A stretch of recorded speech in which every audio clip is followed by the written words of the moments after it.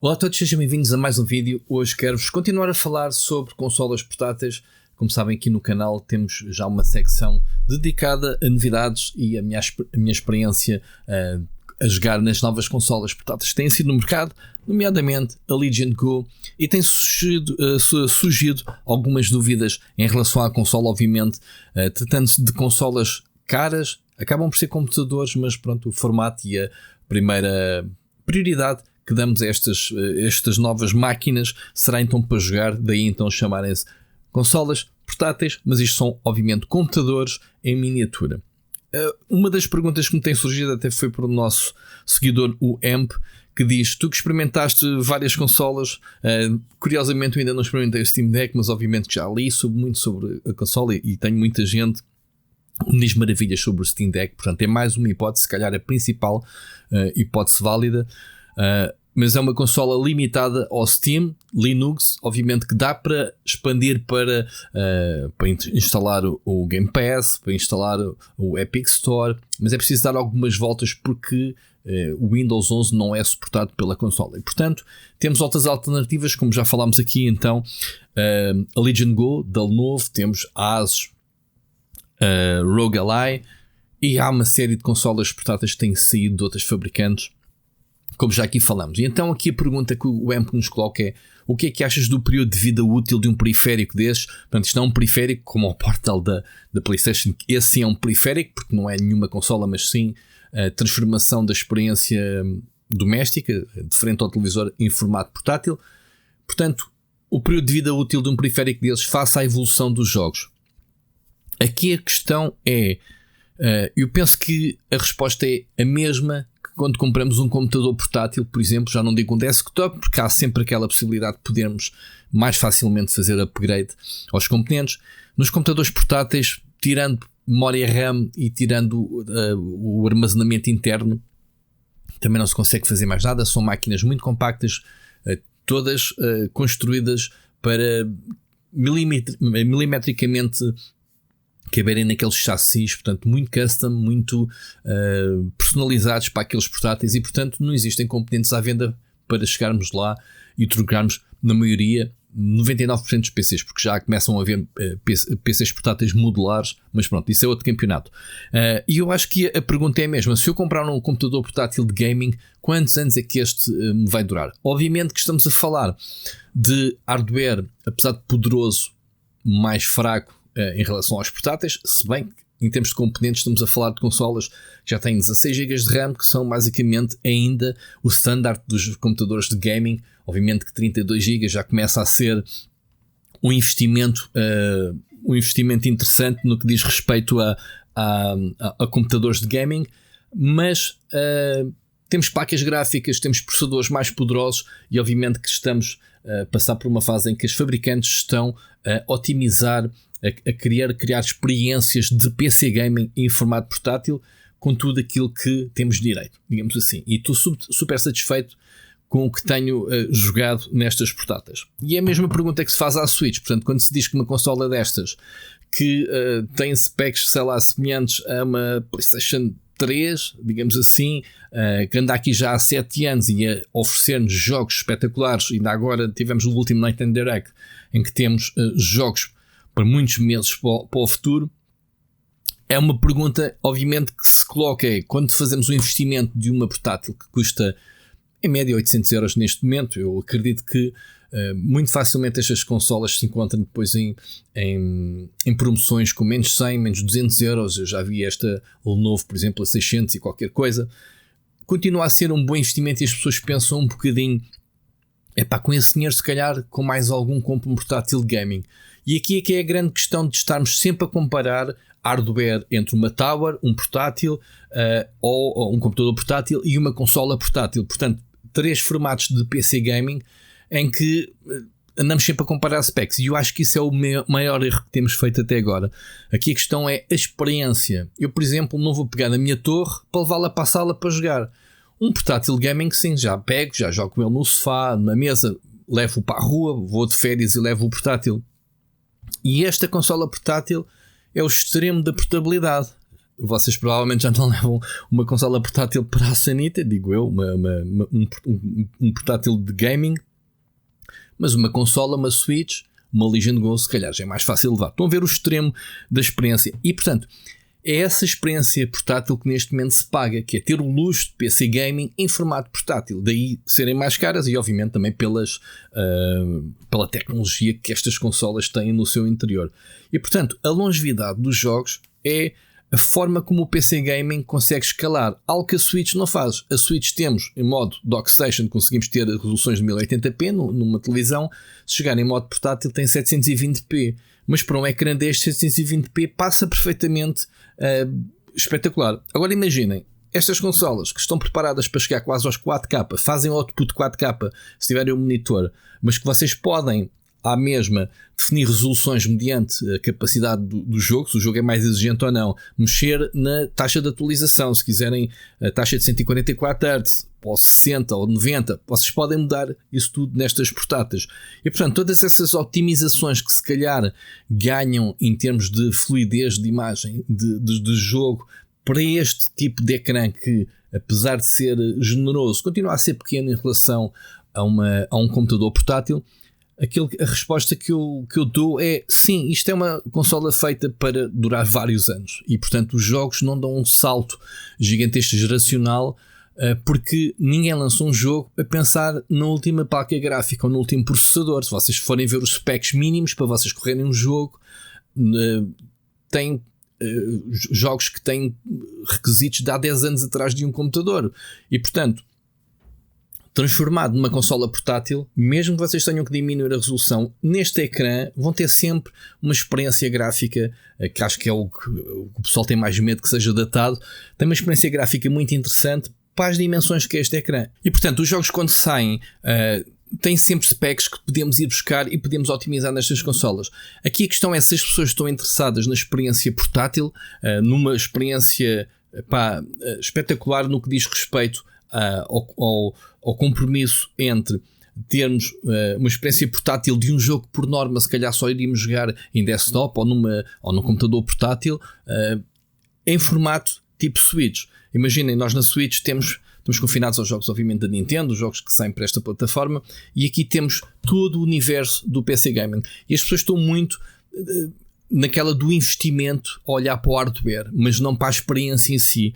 E é isto que eu vos estou a tentar, entre aspas, vender, que é o tão divertido que é jogarmos em modo portátil, não como antigamente uma PSP ou um Game Boy que tínhamos que andar ali com a consola quase perto dos olhos porque o ecrã são muito pequeninos, mas estas experiências é que vocês estão confortavelmente no sofá, a uma boa distância, a pegar nestas consolas e terem uma imagem com uma qualidade incrível, porque estes ecrãs são cada vez melhores e acredito que no futuro estas consolas venham a melhorar a experiência de visualização, a própria Microsoft com o Windows melhorar um bocadinho a navegação, que é uma das dificuldades que ainda temos nestas consolas, o Windows não está preparado para correr, os próprios jogos não estarem a contabilizar estes ecrãs mais pequenos, então não terem definições específicas.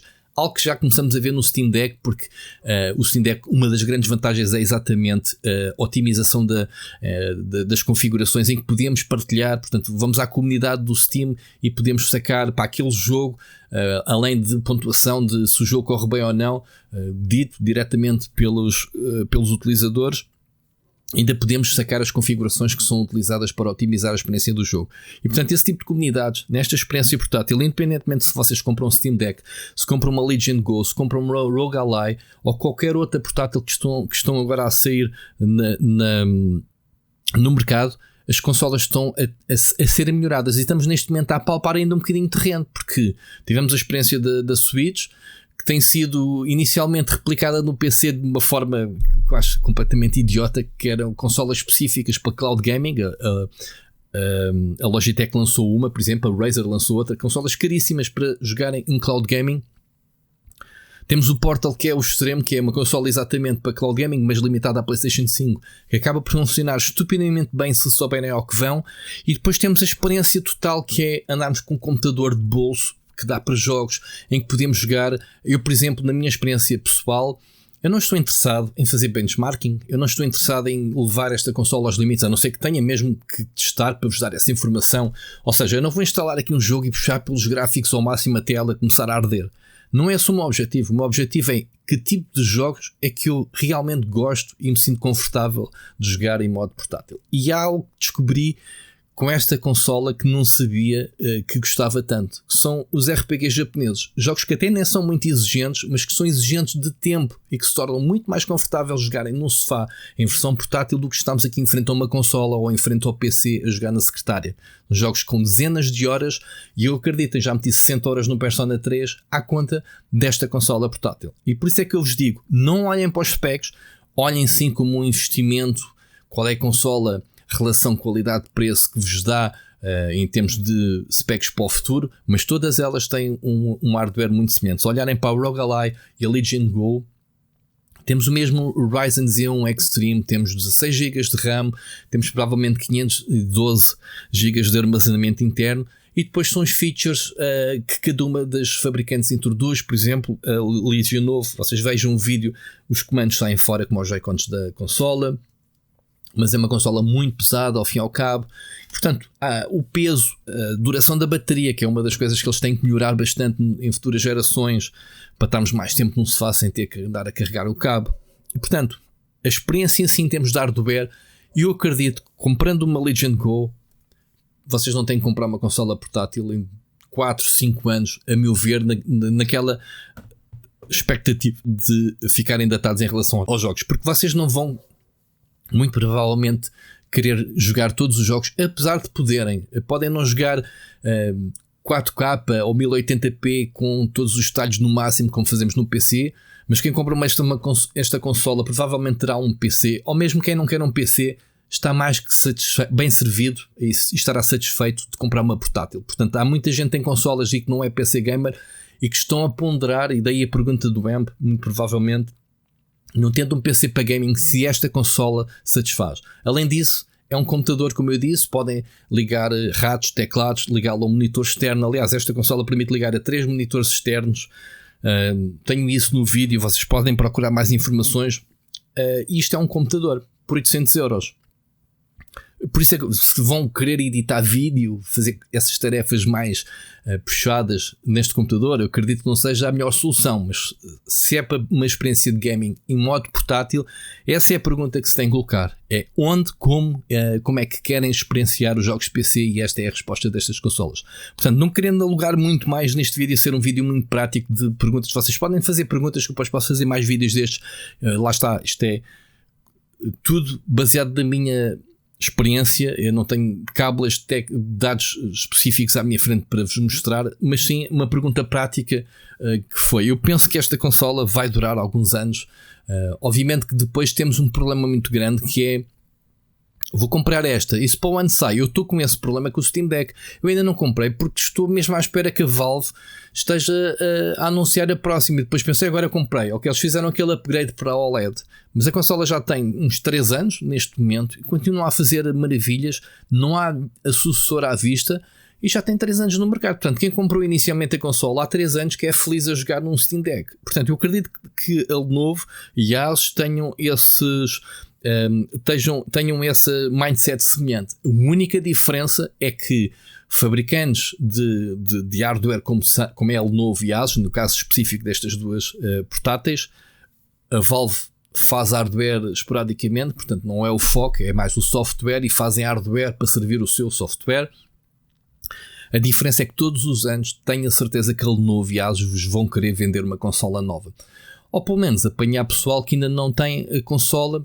E está aqui uma novidade, ROG Ally 2, uma Lenovo Legion Go 2, porque eles fazem isso com os portáteis, e isso é a minha experiência, me diz que todos os anos nós temos um novo Legion, um gaming. Porquê? Porque a Intel lançou um chip novo e eles obviamente têm que atualizar a sua gama de computadores com o chip novo da Lenovo. A AMD lançou um chip novo, portanto um processador ou uma placa gráfica, e eles têm que atualizar. A Nvidia lançou uma placa gráfica nova. Reparem que a própria Nvidia já não lança uma geração de placas há uns 2 ou 3 anos. A geração GeForce RTX 4K, 4000, já tem uns 2 ou 3 anos, e fala-se que para o ano vão lançar a 5000, mas a própria Nvidia estancou durante 3 anos uma nova geração de placas. Portanto, acho que esses saltos anuais têm uma tendência a acabar.